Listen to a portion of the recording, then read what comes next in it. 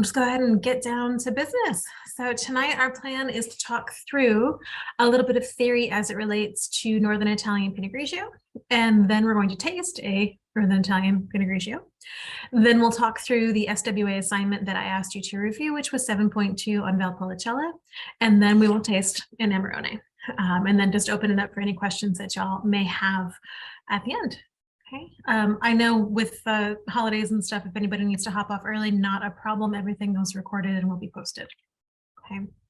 So let's start with a little quick review of our natural factors in Northern Italy and how this is going to impact the styles and the wines of the region. This sort of exercise that I'm about to go through with you is something that I would encourage you to do on your own as you get to each new region. Okay, so if we go ahead and start, and we're focusing obviously on Northeast Italy here since we're talking Pinot Grigio.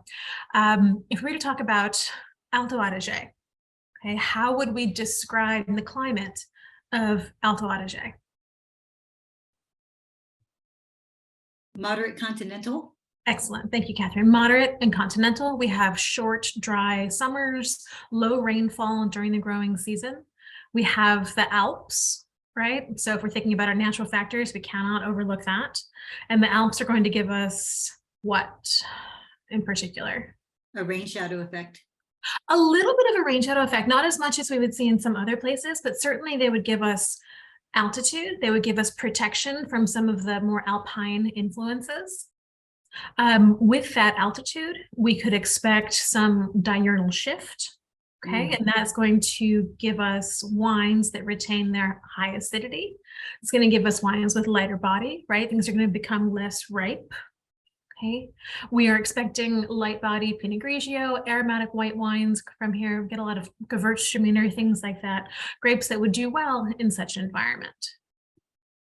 What would be notable about the vineyards and how they're farmed? We know we have slopes, obviously, because we're in the Alps, but is there something a little bit unique about the vineyards in this region?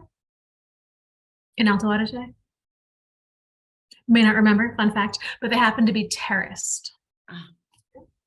Just something to keep in mind. Okay. The vineyards are south-facing, right? Yes, for the most part, yes. Yeah. Okay. All right, and so if we're scooting down a little bit to Trentino, obviously we are moving further south in latitude. We're also having lower altitude.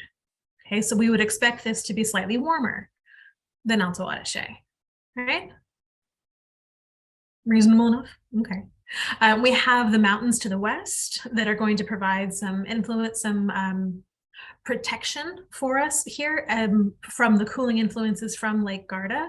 So despite the fact that we're closer to this body of water, we do have some mountains here that are going to protect us from some of those influences. Okay, our vineyards are going to be on the sides of the valley as well as on the valley floor as it widens out. What would we expect our style of white wine to be here? Pinot Grigio, we'll stick with Pinot Grigio. A bit heavier in body, right? More medium body.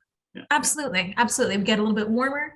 We're going to end up with more medium bodied, a little bit less acidity, more ripe stone fruits. Okay, excellent.